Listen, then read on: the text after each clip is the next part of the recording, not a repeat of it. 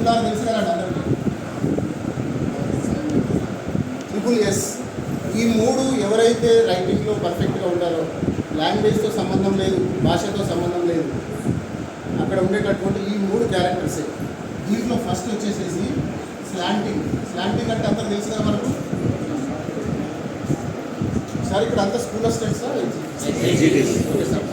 అంటే వీళ్ళంతా ఆల్రౌండర్స్ అనమాట. ఓకే సార్, అన్నీ మనమే చెప్పాలి కదా. స్లాంట్ అంటే మనం అక్షరాల యొక్క యాంగిల్ ఆఫ్ ది లెటర్ అంటే. దీంట్లో ఏంటంటే కొన్ని అక్షరాలు రైట్ సైడ్ బెండ్ చేస్తాం, కొన్ని అక్షరాలు లెఫ్ట్ చేస్తాం, కొన్ని ఏమో స్ట్రైట్గా చేస్తాం.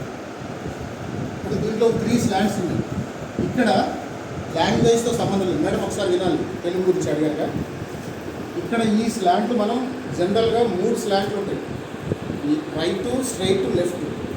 ఫర్ ఎగ్జాంపుల్ నేను ANP అని రాస్తున్నా. దీన్ని మనం కొంతమంది ఇలా రాస్తాం. ఇక్కడ ఏమైంది, లెటర్స్ లెఫ్ట్ బెండ్ అయ్యాయి, యాంగిల్ చేంజ్ అయ్యింది. ఇంకొంతమంది స్ట్రైట్గా రాస్తారు. ఇక్కడ స్ట్రైట్గా అంటే 90 డిగ్రీస్ ఉండాలి కరెక్ట్గా. ఇదేమో +60 డిగ్రీస్, ఇది -60 డిగ్రీస్. స్లాంట్ అనాలిసిస్ చేసేసారు. ఏ స్లాంట్ ఏంటి, ఎలా ఉంటుంది. ఇక్కడ ఏంటంటే ఈ స్లాంట్ గురించి మాట్లాడేటప్పుడు లాంగ్వేజ్ ఏమి ఉండదండి. మనం కొంతమంది తెలుగులో కూడా రైట్ సైడ్ బెండ్ చేసి రాస్తారు, లెఫ్ట్ సైడ్ బెండ్ చేసి రాస్తారు, స్ట్రైట్గా రాస్తారు. అయితే ఇక్కడ ఈ 3 స్లాంట్లకు మళ్ళీ డిఫరెంట్ క్యారెక్టర్స్ ఉంటాయి.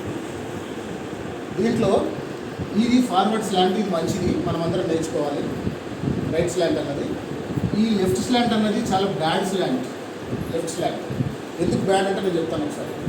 లెఫ్ట్ స్లాంట్ రాసే వాళ్ళంతా కూడా ఎలా ఉంటారంటే కంప్లీట్ ఇంట్రావర్డ్స్. వీళ్ళు ఏది ఎక్స్ప్రెస్ చేయరు, ఎవరితో మాట్లాడరు.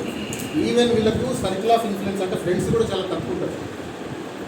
ఇంకొక విషయం ఏంటంటే సైకలాజికల్గా కూడా వాళ్ళు ఏంటంటే ఏదన్నా డిసిషన్ తీసుకోవాలంటే కూడా తీసుకోలేరు.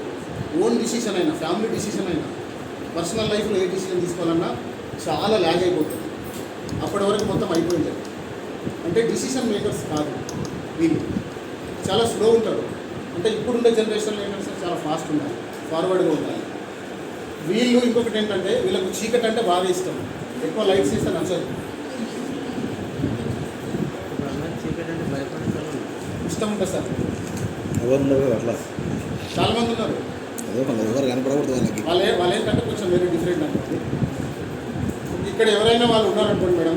ఇప్పుడు ఏంటంటే ఇది నేను చెప్పేది మన కోసమే, పాజిటివ్గా తీసుకోండి, అవసరమైతే మార్చుకోండి. ఎవరి కోసం? పర్సనల్ మన కోసమే. కాబట్టి లెఫ్ట్ స్లాంట్ రాసే వాళ్ళు ఎవరైనా ఉంటే today is the last day. ఈరోజే ఈ లెఫ్ట్ స్లాంట్ మర్చిపోవాలి. మెల్లమెల్లగా రైట్ నుంచి స్ట్రైట్ నుంచి రైట్కి రావాలి. కాబట్టి దీంట్లో నెగిటివ్ ఆస్పెక్ట్స్ చాలా ఉన్నాయి. కాబట్టి లెఫ్ట్ స్లాంట్ మనం ఎంకరేజ్ చేయాలి. ఏ లాంగ్వేజ్ అయినా సరే sir, Telugu, Hindi, English, Kannada, any language, దాంట్లో ఈ స్లాంట్ గురించి మాట్లాడాలి. అంటే అనాలిసిస్ చేసేటప్పుడు ఏంటంటే ఇవన్నీ కొన్ని పాయింట్స్ ఉంటాయి. దాంట్లో ఒక పాయింట్ మాట్లాడాలి.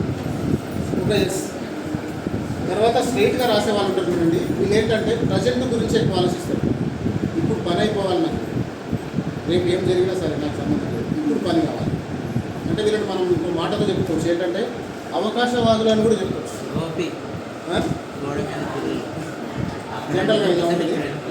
ఈ రైట్ స్లాంట్, స్ట్రైట్ స్లాంట్ అన్నది మంచిదే, కాకపోతే దీని నుంచి కొంచెం మనం యాంగిల్ చేంజ్ చేసుకుంటే ఇంకా మంచిది సార్. Forward slant